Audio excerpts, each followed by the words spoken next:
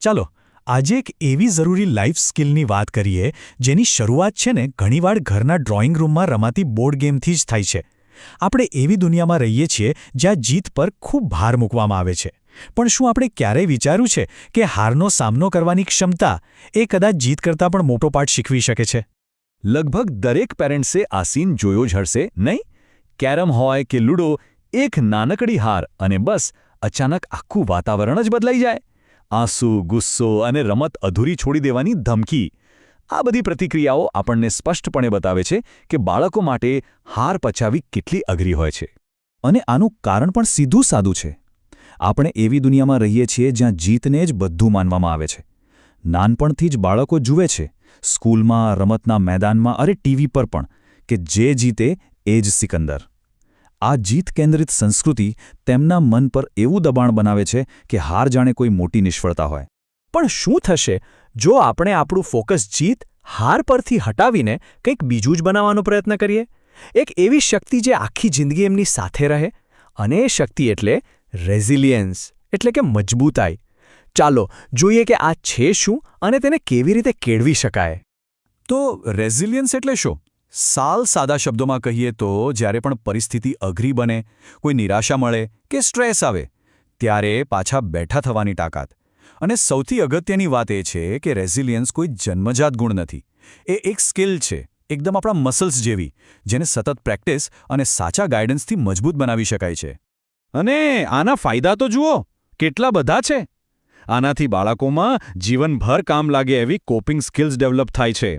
એમનામાં સહાનુભૂતિ અને બીજા માટે આદર વધે છે. પ્રોબ્લેમ સોલ્વિંગની આવડત ખીલે છે. અને સૌથી અગત્યનું, પોતાના પર ભરોસો એટલે કે સેલ્ફ એફિકસી વધે છે. આ બધું મળીને એમને સ્ટ્રેસ મેનેજ કરવા માટે તૈયાર કરે છે. આ વાત બહુ જ સરસ રીતે અહીં કહેવાય છે. આનો સીધો અર્થ એ છે કે રેઝિલિયન્સનો પાયો છે ને, એ સુરક્ષિત અને પ્રેમાળ સંબંધોમાં જ રહેલો છે. જ્યારે બાળકને ખબર હોય કે હું પડીશ તો પણ મારા પેરેન્ટ્સ મને પકડી લેશે, ત્યારે એ જોખમ લેતા ડરતું નથી. સારું, તો આ બધી મોટી વાતો થઈ ગઈ. પણ સવાલ એ છે કે આ સિદ્ધાંતોને રોજિંદા જીવનમાં લાગુ કેવી રીતે કરવા? અને સારી વાત એ છે કે આ માટે કોઈ રોકેટ સાયન્સની જરૂર નથી. બસ અમુક સિમ્પલ પણ ખૂબ જ અસરકારક રીતો અપનાવવાની છે. અહીં નિષ્ણાતો દ્વારા સૂચવેલી 5 મુખ્ય સ્ટ્રેટેજીઝ છે. પહેલું, હાર અને ભૂલોને નોર્મલ ગણવી. બીજું, આપણે પોતે એક સારું ઉદાહરણ બનવું. ત્રીજું, રિઝલ્ટ કરતાં પ્રયત્નો પર ફોકસ કરવું. ચોથું, રમતગમત દ્વારા પ્રેક્ટિસ કરવી. અને પાંચમું, એમને પોતાના અનુભવો પર વિચાર કરવા માટે ગાઈડ કરવું. ચાલો હવે આ દરેકને થોડું ઊંડાણથી સમજીએ. જો આપણો હેતુ એવો માહોલ બનાવવાનો નથી જ્યાં નિષ્ફળતા શક્ય જ ના હોય. ના, હેતુ એવો માહોલ બનાવવાનો છે જ્યાં નિષ્ફળતાને ગ્રોથની એટલે કે વિકાસની એક તક તરીકે જોવામાં આવે.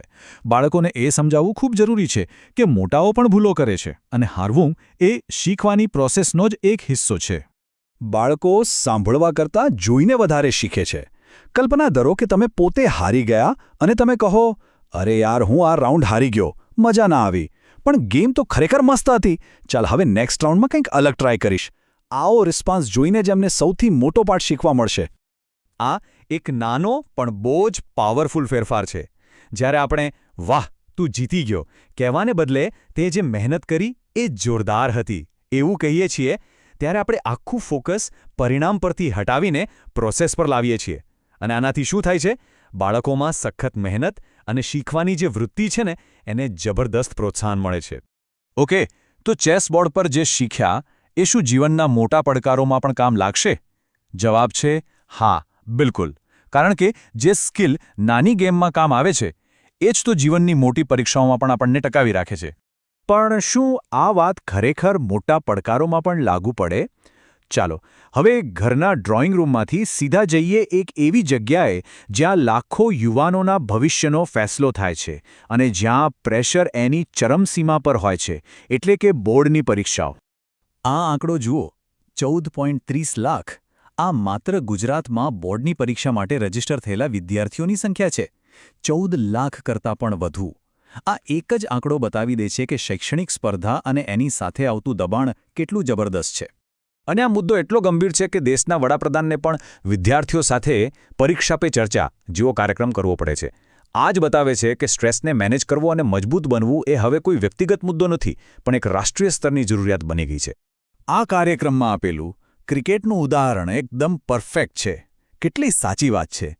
જે રીતે એક બેટ્સમેન બધો શોરબકોર ભૂલીને કેવળ બોલ પર ધ્યાન આપે છે, એ જ રીતે વિદ્યાર્થીઓ પણ પ્રેશરને ઇગ્નોર કરીને પોતાના લક્ષ્ય પર ફોકસ કરી શકે છે. અને આ જ ફોકસ, એ જ તો રેઝિલિયન્સનો પાયો છે.